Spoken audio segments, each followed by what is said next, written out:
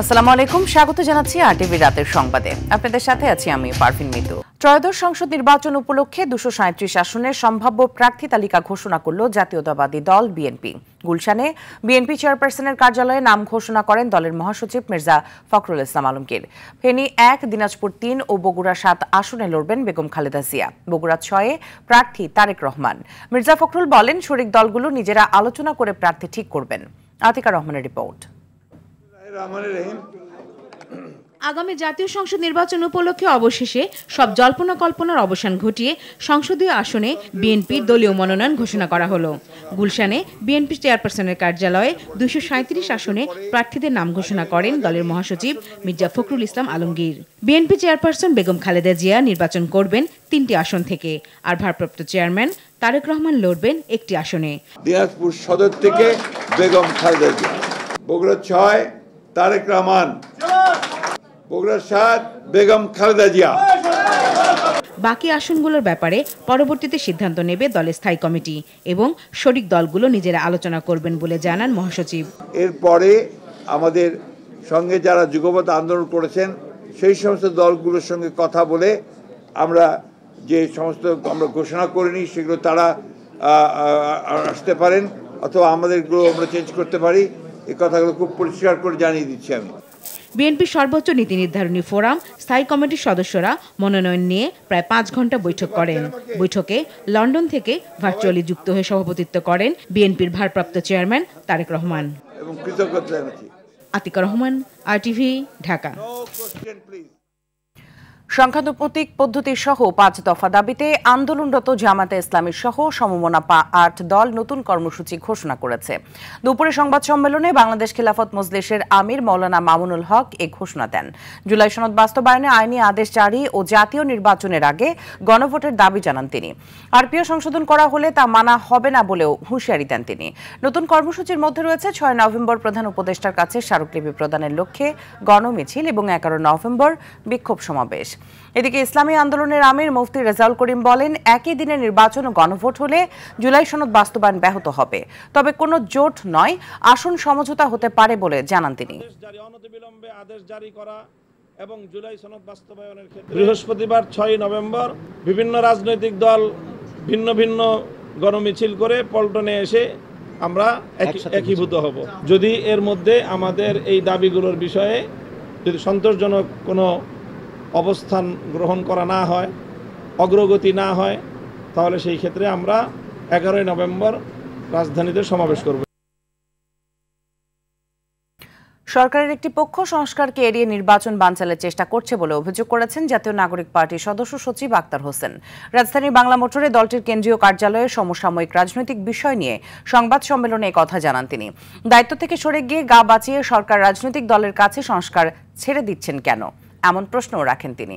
এ সময় দ্রুততম সময়ে জুলাই সনদ বাস্তবায়নের আদেশ জারির মাধ্যমে সৃষ্টি রাজনৈতিক সংকট দূর করতে সরকারের প্রতি আহ্বান জানান।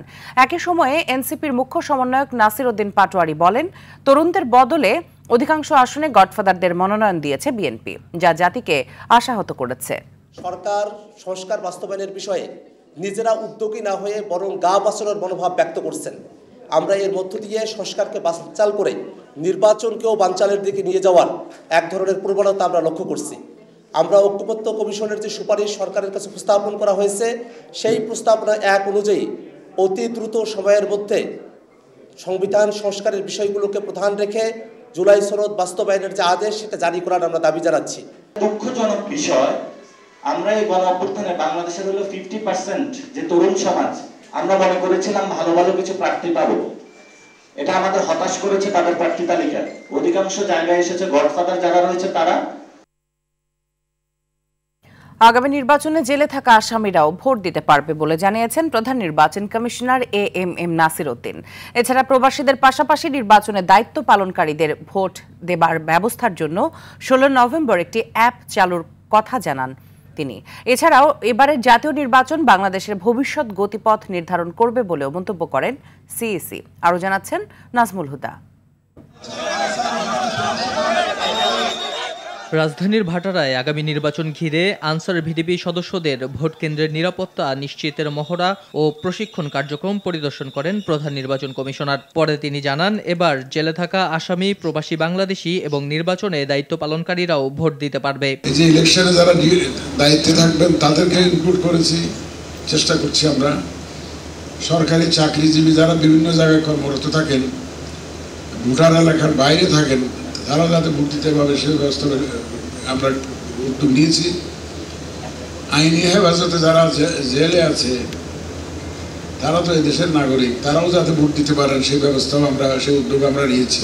নির্বাচনে ভুয়া তথ্য যাচাই ছাড়া শেয়ার না করার আহ্বান জানান সিএসি। বলেন, এআই এর অপব্যবহার রোধে সেল খোলা হয়েছে। এআই এর অপব্যবহার করে সোশ্যাল মিডিয়ার মাধ্যমে যে কোনো ধরনের একটা দুর্ঘটনা ঘটানো ফেলা সম্ভব। সোশ্যাল মিডিয়াতে দেখলে সাথে সাথে যাতে বিশ্বাস না করে, এটা ফ্যাক্ট চেক করে, এটা সত্য না মিথ্যা এটা যাচাই করে তারপরে যাতে বিশ্বাস করে। এ সময় দেশ গণতন্ত্রের পথে কিভাবে হাঁটবে তা আগামী নির্বাচনের উপর নির্ভর করছে বলেও মন্তব্য করেন সিএসি। গণতন্ত্রের পথে কিভাবে হাঁটবো এই সব কিছু নির্ভর করছে কিন্তু আগামী নির্বাচনের উপর। এটা ক্রিটিক্যাল অবস্থায় দেশ যখন রয়েছে, গতানুগতিক পন্থায় যে ধরনের কাজ হয় তার বাইরে গিয়ে আমাদেরকে কাজ সমাধান করতে হবে। প্রশিক্ষণের মাধ্যমে নির্বাচনে আনসার ও গ্রাম প্রতিরক্ষা বাহিনীর কার্যকর ভূমিকা রাখার উপযোগী করা হচ্ছে বলেও জানান এএমএম নাসিরউদ্দিন। জোরদার করতে পারবে বলে আমি প্রত্যাশা করি। নাজমুল হুদা, আরটিভি, ঢাকা। রাজনৈতিক দলগুলোর অনৈক্য উদ্বেগ প্রকাশ করেছে উপদেষ্টা পরিষদ। জুলাই জাতীয় সনদ বাস্তবায়নে গণভোট সহ অন্যান্য বিষয়গুলোতে রাজনৈতিক দলগুলোকে নিজেরা আলোচনা করে ঐক্যমত্য হওয়ার আহ্বান জানানো হয়েছে। তবে দলগুলো ঐক্যমতে পৌঁছাতে না পারলে সরকার সিদ্ধান্ত দেবে বলে জানিয়েছেন আইন উপদেষ্টা অধ্যাপক ডক্টর আসিফ নজরুল। খান আলামিনের রিপোর্টে থাকছে বিস্তারিত। জুলাই জাতীয় সনদ বাস্তবায়নের সুপারিশ দেওয়ার পর থেকে রাজনীতির ময়দানে নতুন করে অনৈক্য মাথাচাড়া দিয়ে ওঠে। গণভোটের সময় গণভোটের নোট অফ ডিসেন্ট না রাখা ইত্যাদি ইস্যুকে কেন্দ্র করে ভিন্ন মেরুতে অবস্থান নেয় প্রধান দলগুলো। এমন পরিস্থিতিতে প্রধান উপদেষ্টার কার্যালয়ে উপদেষ্টা পরিষদের এই বিশেষ বৈঠক অনুষ্ঠিত হয়। বৈঠক শেষে আইন উপদেষ্টা ডক্টর আসিফ নজরুল জানান, রাজনৈতিক দলগুলোর এমন অনৈক্যে উদ্বিগ্ন উপদেষ্টা পরিষদ। ঐক্যমত কমিশনে দীর্ঘদিন আলোচনার পরও কয়েকটি সংস্কারের সুপারিশ বিষয়ে ভিন্নমত রয়েছে। এছাড়া গণভোট কবে অনুষ্ঠিত হবে এবং এর বিষয়বস্তু কি হবে, এসব প্রশ্নে রাজনৈতিক দলগুলোর মধ্যে যে মতভেদ দেখা দিয়েছে, সেজন্য সভায় উদ্বেগ প্রকাশ করা হয়। তিনি বলেন, সরকার এখনই সনদ বাস্তবায়ন ইস্যুতে কোনো সিদ্ধান্ত নেয়নি। রাজনৈতিক দলগুলো নিজেদের মধ্যে আলাপ আলোচনা করে ঐক্যবদ্ধ পরামর্শ দিতে কিছুটা সময় দেওয়া হয়েছে। ফ্যাসিবাদ বিরোধী আন্দোলনের দীর্ঘদিনের মিত্র রাজনৈতিক দলগুলোকে স্বীয় উদ্যোগে নিজেদের মধ্যে আলাপ আলোচনা করে সম্ভাব্য দ্রুততম সময়ে, সম্ভব হলে আগামী 1 সপ্তাহের মধ্যে সরকারকে ঐক্যবদ্ধ দিক নির্দেশনা প্রদান করার আহ্বান জানানো হয়।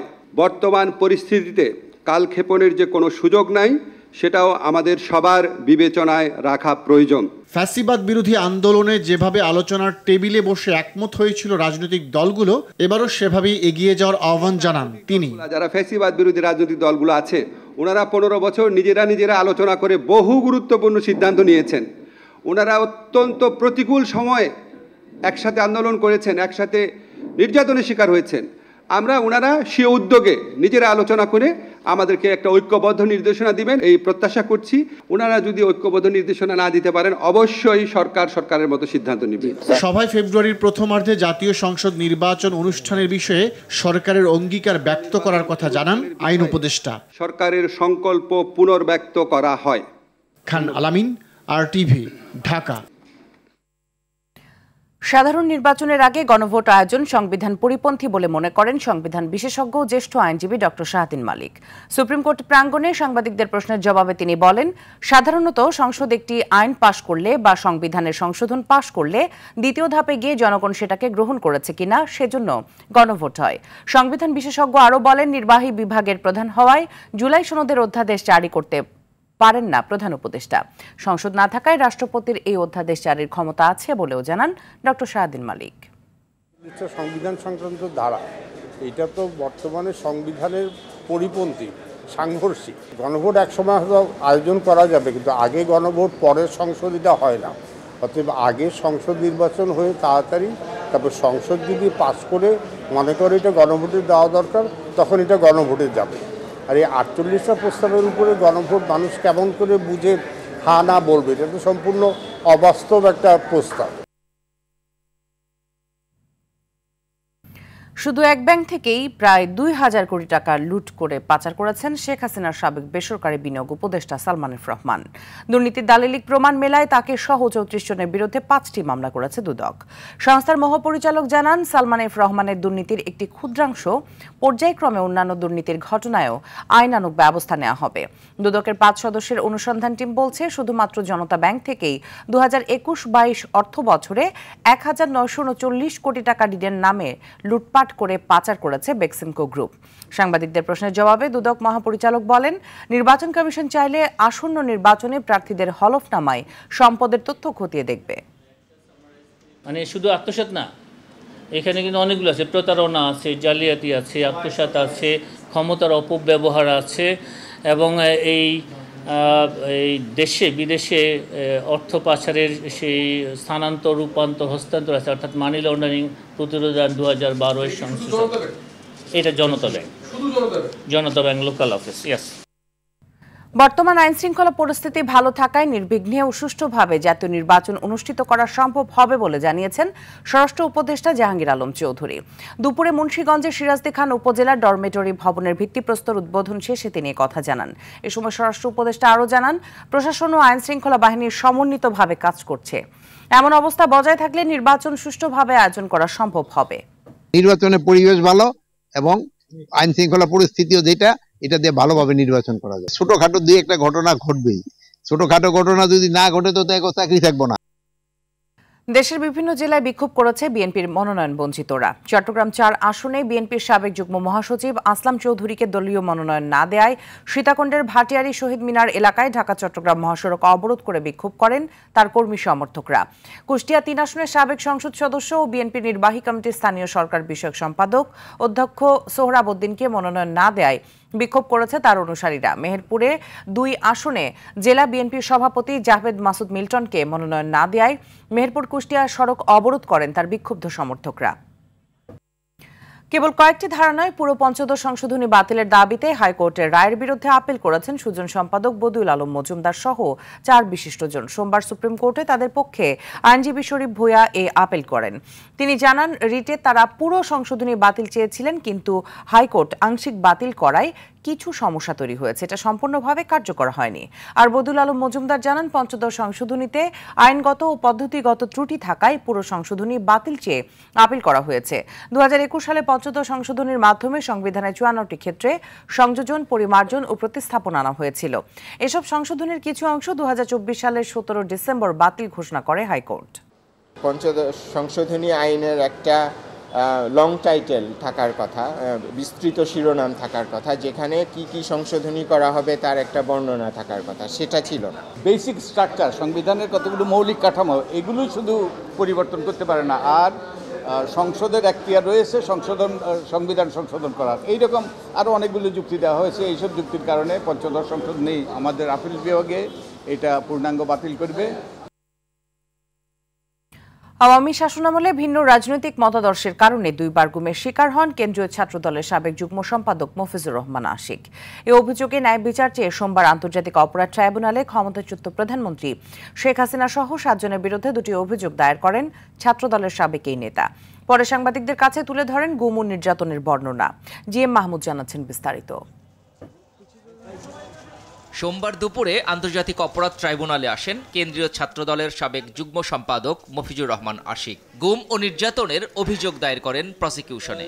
উনি কোন সময় গুম হয়েছেন, কার দ্বারা গুম হয়েছেন অভিযোগ জমা দিয়ে আশিক জানান 2013 সালে প্রথমবার এবং 2022 সালে দ্বিতীয়বার গুমের শিকার হন তিনি। সে সময় তার উপর চালানো হয় অমানসিক নির্যাতন। যখন সেন্স ফিরে পাই তখন তারা আমাকে প্রচণ্ড বেদ দিয়ে আঘাত করতে থাকে, তখন আমি প্রায় অনেকটা অচেতন হয়ে যাই। এরপরে তারা আমাকে পিছনে হ্যান্ডকাপ পরিয়ে চোখ বেঁধে রেখে একটা ফ্লোরে ফেলে রাখে। আমি ওদের থেকে পানি চাইলে পানি দেয় না, ওরা বলছে তোকে পানি দেওয়া হবে না, তোর প্রস্রাব করে দেওয়া হবে মুখে। এসব অপরাধে অভিযোগ আনা হয় পতিত প্রধানমন্ত্রী শেখ হাসিনা, সাবেক স্বরাষ্ট্রমন্ত্রী এবং counter terrorism and transnational crime সিটিটিসির সাবেক প্রধান সহ 7 জনের বিরুদ্ধে। তখন প্রধানমন্ত্রী ছিলেন শেখ হাসিনা, স্বরাষ্ট্রমন্ত্রী ছিলেন মহিউদ্দিন খান আলমগীর, তখন র্যাবের ডিজি ছিলেন মুখলেস রহমান এবং কর্নেল জিয়া ছিলেন তিনি। তখন এই 4 জনের নাম হলো প্রথম গুমের বিষয়। আর সেকেন্ড যেটা গুমের বিষয় সিটিটিসির প্রধান আসাদুজ্জামান এবং এদের সাথে যারা ছিল মানে তদন্ত কর্মকর্তা, তাদের নামও এখানে আসবে। এদিকে আন্তর্জাতিক অপরাধ ট্রাইব্যুনাল 1-এ জুলাই আন্দোলনে রামপুরায় ছাদের কার্নিশে ঝুলে থাকা ব্যক্তিকে গুলি করা সহ 2 জনকে হত্যা মামলায় ডিএমপির সাবেক কমিশনার হাবিবুর রহমান সহ 5 জনের বিরুদ্ধে তৃতীয় দিনের সাক্ষ্য গ্রহণ হয়। ফের সাক্ষ্য মঙ্গলবার। GM Mahmud, RTV, Dhaka. বিতর্কের মুখে সরকারি প্রাথমিক বিদ্যালয়ের সঙ্গীত শিক্ষক পদ বাতিল করেছে সরকার। একই সঙ্গে শারীরিক শিক্ষা বিষয়ে সহকারী শিক্ষক পদটিও বাতিল করা হয়েছে। এই বিষয়ে প্রজ্ঞাপন জারি করা হয়েছে। এর মাধ্যমে গত 28 আগস্ট জারি করা সরকারি প্রাথমিক বিদ্যালয়ের শিক্ষক নিয়োগ বিধিমালা 2025-এ পরিবর্তন আনা হয়। বাতিল করা হয় নতুন করে সৃষ্টি করা এই 2টি পদ। দেশে গত একদিনে ডেঙ্গু জ্বরে আক্রান্ত হয়ে আরও 5 জনের মৃত্যু হয়েছে। এই সময়ে হাসপাতালে নতুন করে ভর্তি হয়েছে 1472 জন। এর মধ্যে ঢাকা বিভাগে 266 জন, ঢাকা উত্তর সিটিতে 284 জন, দক্ষিণ সিটিতে 145 জন, বরিশাল বিভাগে 132 জন, চট্টগ্রাম বিভাগে 98 জন, খুলনা বিভাগে 59 জন, ময়মনসিংহ বিভাগে 65 জন, রাজশাহী বিভাগে 70 জন, রংপুরে 19 জন এবং সিলেট বিভাগে 9 জন নতুন রোগী ভর্তি হয়েছেন। স্বাস্থ্য অধিদপ্তরের সংবাদ বিজ্ঞপ্তিতে তথ্য জানানো হয়। ক্ষুধা আর শীতের তীর যন্ত্রণায় বিপর্যস্ত ফিলিস্তিনিরা। যুদ্ধবিরতির পরেও গাজায় থামেনি ইসরায়েলি আগ্রাসন। রবিবারও নিহত হয়েছে আরও 1 ফিলিস্তিনি। এ নিয়ে 1 মাসে নিহত হয়েছে অন্তত 236 ফিলিস্তিনি, আহত আরও 600 জন। এছাড়া ইসরায়েলি অবরোধে ক্ষুধা, ঠান্ডা, চিকিৎসা সংকটের পাশাপাশি আছে অব্যাহত হামলার ভয়। গাজা যেন এক মানবিক বিপর্যয়ের নাম। জয়বাদীরা যুদ্ধবিরতি শর্ত না মানলেও আরও 3 ইসরায়েলি জিম্মির মরদেহ হস্তান্তর করেছে ফিলিস্তিনি স্বাধীনতাকামী সংগঠন হামাস। রোববার রাতে মরদেহগুলো রেড ক্রসের হাতে তুলে দেওয়া হয়। এরপর রেড ক্রসের সদস্যরা মৃত জিম্মিদের মরদেহ ইসরায়েলকে বুঝিয়ে দেয়। আসন্ন আয়ারল্যান্ড সিরিজের জন্য জাতীয় দলের ব্যাটিং কোচের দায়িত্ব পেয়েছেন মোহাম্মদ আশরাফুল। আপাতত শুধুমাত্র এই 1 সিরিজের জন্য আশরাফুলের সঙ্গে চুক্তি করেছে বিসিবি। আজ সোমবার বিসিবির বোর্ড মিটিং শেষে তথ্য জানিয়েছেন বিসিবির মিডিয়া কমিটির চেয়ারম্যান আমজাদ হোসেন। সেই সঙ্গে বিসিবি পরিচালক ও জাতীয় দলের সাবেক বাঁহাতি স্পিনার আব্দুর রাজ্জাক আয়ারল্যান্ডের বিপক্ষে হোম সিরিজে টিম ডিরেক্টর ভূমিকায় থাকবেন। এছাড়া নারী ক্রিকেটারদের 35% বেতন বাড়ানোর সিদ্ধান্ত গৃহীত হয় বোর্ড সভায়। সোমবার দীর্ঘ সভা শেষে রাতে প্রেস ব্রিফিং এসব তথ্য জানান বিসিবি। রাতের সংবাদ এ পর্যন্তই। মধ্যরাতের সংবাদ 1টায় দেখার আমন্ত্রণ রইল। ধন্যবাদ সবাইকে।